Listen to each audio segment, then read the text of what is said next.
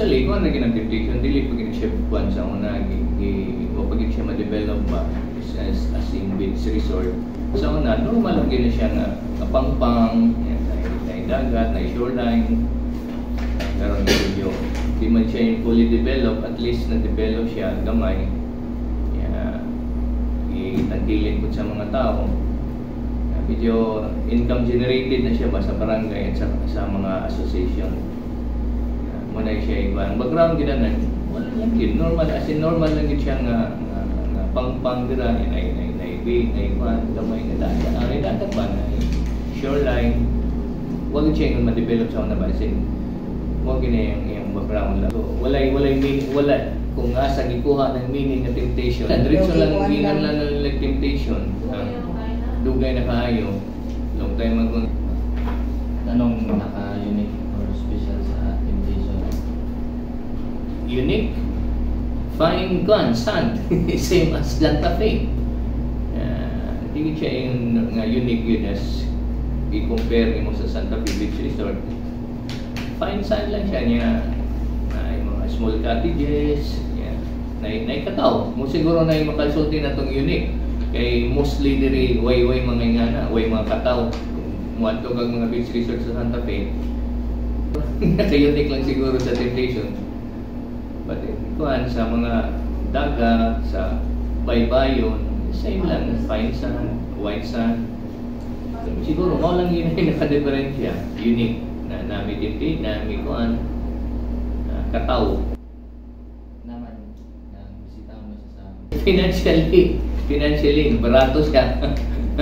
Ang entrance niya, economically, barato siya. 10 pesos ang entrance eh. 10 pesos lang ang entrance. Affordable. Niya, kung ari lang siya sa Madridios, at least doon ra. Mas makatipid sila kung ari sila sa Temptation Beach and then Malbago. When I entered the Gate of Temptations, I was amazed not because of the mermaid but also the wide expanse space. I also see the white sand and mangrove. Once you go there for family gathering with friends, it's a perfect destination too. Remember, there's a guest house to rent and also they have a Wi-Fi. And if you ever dream of going traveling alone, Temptation Beach is ideal for those who want peace in nature's lover. Living in IT era helped the spot promote and improve. This era, we have now a Google Maps. Unlike before that you ask people one by one where the places are, and now nothing difficult to find a spot. This is my reflection paper about Temptation Beach. Temptation Beach is a simple beach. Even though this beach is not so famous, but this beach have a beautiful view and it is very affordable. So because of IT era or technology, it is so easy to trace up this beautiful beach. With one search in a Google map, it will guide you to this beautiful Temptation Beach. When we went to Temptation Beach, we didn't have any difficulty even though we used a motorcycle because it has a proper road and it's not difficult to get to. When we arrived at Temptation Beach, we were immediately struck by the beautiful view, white sand, and crystal clear sea. And the IT era helped the area because it made it easier to determine where the area was by using an app that can track a location and destination and how many kilometers it was to get to that area.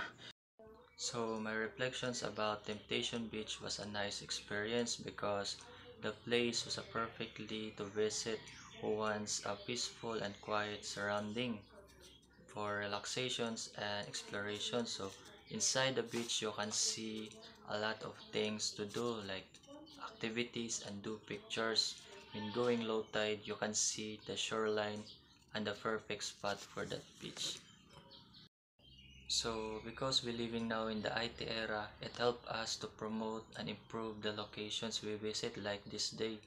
It's easy to us to find that place because of the social media like Facebook. So through Facebook, we can see posts and easy to us to know where that place are and how to travel that place.